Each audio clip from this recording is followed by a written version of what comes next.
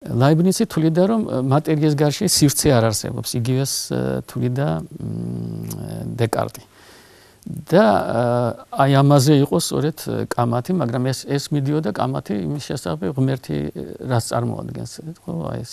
და აი სივრცის შესახებ. მაგრამ ამავე დროს ის უშვებდა იმას, რომ ცხადია არსებობს სხვადასხვანაირი სივრცე. ერთი არის აი აბსოლუტური სივრცე, ანუ ღმერთის სივრცე და არსებობს კიდე ფარდობითი სივრცე. ანუ მე თუ მაქვს ესე იგი აი რაღაცა მე შემიძლია დავაკვირდე და აი მაგალითი მოყავს სტივენ ჰოუკინგს აი ამ ფარდობითისა, თუმცა ისწრის რომ ეს არის და მეტი არც არაფერი არ შეიძლება იყოს. და ის ამბობს ესე რომ ავიღოთ დავუშვათ ბურთულა პინგ-პონგის ბურთი და გავუშვათ ხელი. ის დაეცემა და არ ირეკლება და ისევ დაეცემა იგივე ადგილზე, ხო? და ეს იქნება ერთი ადგილი ჩემთვის. მაგრამ მე თუ ვარ მატარებელში, ისეთ მატარებელში, რომელიც არ ლაყლაღებს დავუშვათ, ხო? და შეიძლება ესე მოძრაობდეს. მაშინ ადამიანი აი თქვენ რომელიც მატარებელში არ ზიღართ, აქ არ ახართ ჩემთან და მე კი მოძრაობ, არა? თქვენთვის ეს ბურთულა აი აქ დაეცა და შემდეგ როცა მეორედ დაეცემა, ის იქნება უკვე სხვაგან. ის იქნება სხვაგან და ეს ნიშნავს იმას, რომ ეს არის დამკვირვებელზე დამოკიდებული, ვინ უყურებს და საიდან. და ამიტომ ეს სივრცე მისთვის არის ფარდობითი, ესე იგი რომ და ნუ ყველამ ვიცით რომ ეს ასეა. ეხლა რაც შეეხება დროს, ნიუტონი რას ამბობდა დროის შესახებ? ნიუტონი ამბობდა, რომ ისევე როგორც სივრცე, ის ამბობდა, რომ დროც არსებობს აბსოლუტური, რომელიც არაფერზე და არავიზე არ არის დამოკიდებული, ესე იგი იდეალური, ესე იგი აბსოლუტური, ამას ნიშნავს აბსოლუტიდან არის ესე იგი ღმერთიდან არის მოცემული და ის თავიდანვე ჩნდება და მიმდიანარეობს. არა აქ იმას მნიშვნელობა შენ ეს გააკეთე თუ ის გააკეთე და სხვათა შორის ამას წინათ მე აღმოვაჩინე, რომ აინშტაინიც ესე იგი ეკამათება კითხვებს აძლევდნენ, უკვე აინშტაინი ძალიან ცნობილი არის და ამერიკაში კითხულობდა რაღაც ლექციებს და იქ ჩავიდა ერთი კაცი, რომელიც იყო ირლანდიელი მწერალი, რომელიც გვარი დამავიწყდა, არა აქ ამას მნიშვნელობა და მათემატიკოსი სელივანი და ის თვითონ იყო ნუ არა მნიშვნელობა რა გვარი არ მახსოვს. იმიტომ რომ არ არის ცნობილი მწერალი, მაგრამ იმ დროს ეთყობა ძალიან პოპულარული კაცი იყო და ჰქონდათ კამათი და ეუბნება იმის შესახებ აი დროზეც აქ ლაპარაკი და ის ამბობს რომ და არა დეტერმინირება ინდეტერმინიზმზე რომელიც ის არის ამბობს რომ ეს იმას არის და ესეთი მაგალითი მოყავს ეს ამბობს აი მაგალითად მე დათქვევ დეტერმინირებული ნიშნავს იმას რომ მე წინასწარ შემიძლია ვთქვა რომ აი ეს რომ ეხლა რომ არის 5 საათი არა მერე აი 5 საათის მერე იქნება 10 საათი და ეს არის ან კიდე ქვას რო ვუშვებ მე წინასწარ ვიცი შემიძლია გავთვალო ზუსტად ნიუტონის განტოლებების საშუალებით რომელ წუთში და რომელ წამზე სად იქნება ეს ჩემი ქვა და რა სიჩქარე ექნება ყველაფერი შემიძლია ზუსტად გავთვალო ხო ეს არის ასე ვთქვათ დეტერმინირებული მაგრამ კვანტური მექანიკის შემოსვლასთან დაკავშირებით ეს დეტერმინიზმი თითქოს ეჭვის ქვეშ დადგა, იმიტომ რომ მცირე მანძილებზე ეს არ არის, ამის შესახებ ცოტა მოგვიანებით ვილაპარაკებ, მაგრამ აქ მინდა ვთქვა ის, რომ აინშტაინი ესეთ რამეს ამბობს, რომ დაუშვათ თქვენამ მოელაპარაკეთ ვიღაც ადამიანს, დაუშვათ თქვენ მოგელაპარაკეთ, რომ თქვენ მოხვალთ ამ ადგილზე, ამ დროს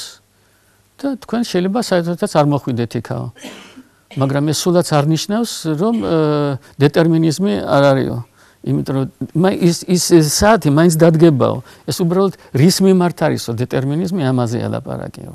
და ესე იგი ეს ფაქტიურად იზიარებს ნიუტონის აზრს იმის შესახებ, რომ დრო თავისით მიედინება, მაგრამ ის რომ ჩვენ დავუშვათ კვანტურ მექანიკაში ამას ვერ პოულობთ, ეს ფიზიკის და ბუნების ნაკლი კი არ არის, ეს არის ასე ვთქვათ ჩვენი აზროვნების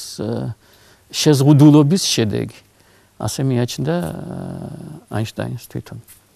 მაგრამ ამავე დროს ესე იგი აინშტაინის მიერ იყო შემოთავაზებული ფარდობითობის თეორია, რომელსაც ახლა მე შევდგები და მოგიყვებით ხო იქ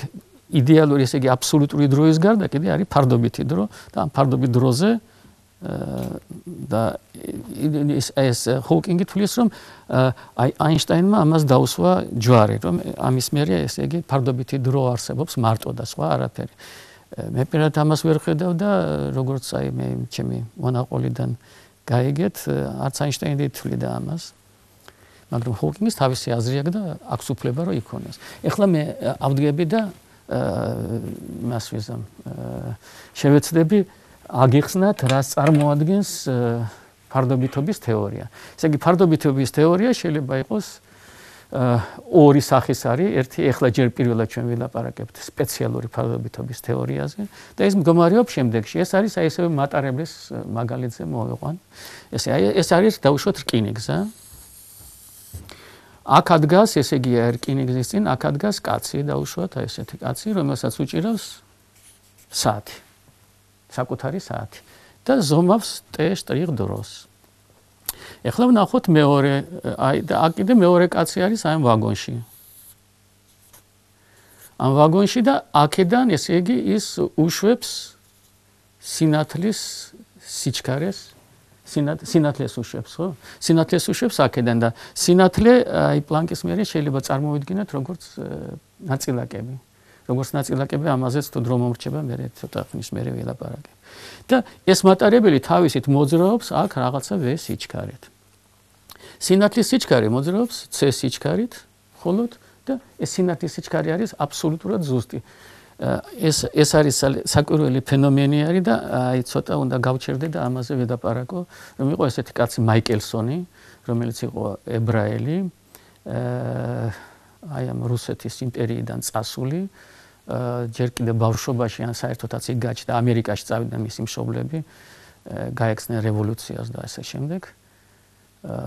და იქ დაიბადა მე მგონი დაიბადა თუ იქ ბავშვობისას წაიყვანეს ეს კარგად არ ვიცი მაგრამ ერთ სიტყვით მან გააკეთა უდიდესი აღმოჩენა თავისი ექსპერიმენტებით ის სწავლობდა სინათლის სიჩქარეს და აი ასეთი წარმოდგენა ჰქონდათ რომ სინათლე ეს უნდა იყოს აუცილებლად ტალღა ეგონათ რომ ტალღა ხო ტალღა თუ არის მართალია ნიუტონმა დაუშვა რომ შეიძლება ეს ნაწილაკებიც არის ნიუტონის მიერ ის არის რომ ამ ნაწილაკებია ან ტალღა ეხლა ამბობენ რომ ნიუტონმა თქვა მარტო ნაწილაკები ესე არ უთქვამს რამდენადაც მე ვიცი რამდენადაც წამეკითხავს ნიუტონის თვითონ ნიუტონის მიერ დაწერილი ისინი ის ამბობს მე არ ვიცი რა არის სინათლე მაგრამ ის უნდა აკმაყოფილებდეს რაღაცა თვისებებს და ну დაუშვათ ეს არის ნაწილაკები ამას არ ეწინააღმდეგებიან და შემდეგ გააგრძელა თავისი მოღვაწეობა ამ სინათლეზე ნიუტონმა ეხლა მაიკელსონმა რა გააკეთა მაგრამ მე გაიმარჯვა იმ თეორიამ რომ ეს არის ტალღური ბუნების არის ჰიუგენსის მიერ პირველად ნათქვამი და შემდეგ დარწმუნდნენ რომ ეს მართლაც ტალღები არის იმიტომ ის ტალღურ თვისებებსაც ავლინს და ტალღა მას ჩემთვის რა არის ესე იგი მე ქვას როცა ვაგდებ წყალში მე ვხედავ ამოიბურცება რაღაცა და მე თანდათანობით შორდება ეს არის ტალღის გავრცელება ხო ფრონტი არის ტალღის და ეს ტალღის ფრონტი ვრცელდება ამიტომ წარმოიდგინეს ესე რომ დაუშვეს რომ ჩვენ გვაქვს ესე იგი რაღაცა სამყარო აი ეს ჩვენი სამყარო არის